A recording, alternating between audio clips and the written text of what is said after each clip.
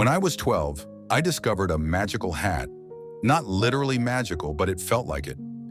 Every time I wore it, people liked me more. Teachers smiled, friends opened up. Even my parents seemed lighter. The hat didn't look like much, just invisible.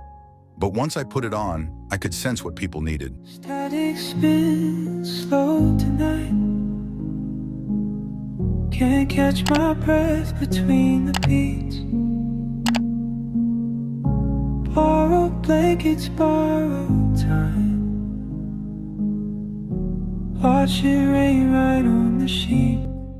Want someone to laugh at your jokes? Done. Need help carrying your emotional baggage? I got you. Feeling tense? Let me shrink myself to make room for your comfort. I wore that hat everywhere, school, home, church, friend groups.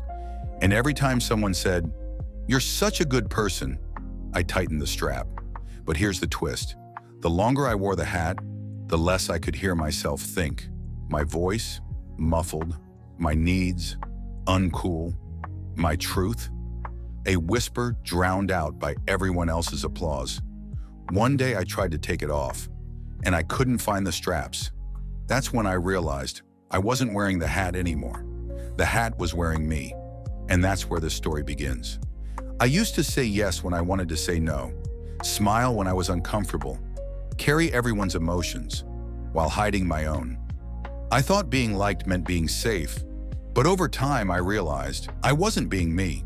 I was being who they needed me to be. Nothing stays the same.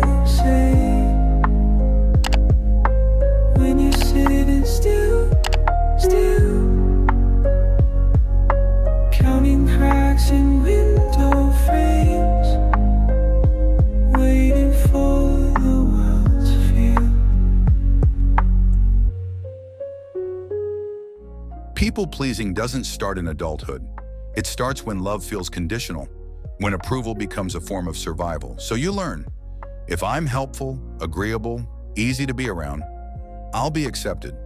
The problem is, you start building your worth around how well you can disappear.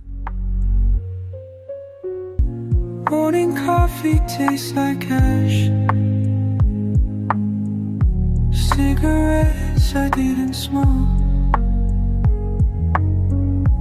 Photographs from last July. Fade like promises you broke. I didn't realize how much I was losing. My boundaries, my energy, my voice. I was constantly performing, editing myself to fit the room. Visuals, person fading in a crowd, holding a mask, standing at the edge of a group quietly. And the worst part? Even when everyone was happy with me, I wasn't. Nothing stays the same. When you sit still, counting cracks in window frames, waiting for the world to feel. Unlearning to please didn't happen overnight, but it started with 3 hard truths. 1. Not everyone has to like me, and that's okay. 2. Saying no isn't mean. It's honest. 3. My worth isn't measured by how much I give away. It's in how true I am to myself. I had to disappoint others to stop abandoning myself, and that was the real turning point. Maybe change comes creeping quiet. Maybe I've been holding back. Final spinning story sideways.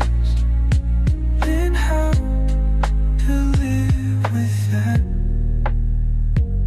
Now I pause before I say yes. I ask, is this true for me?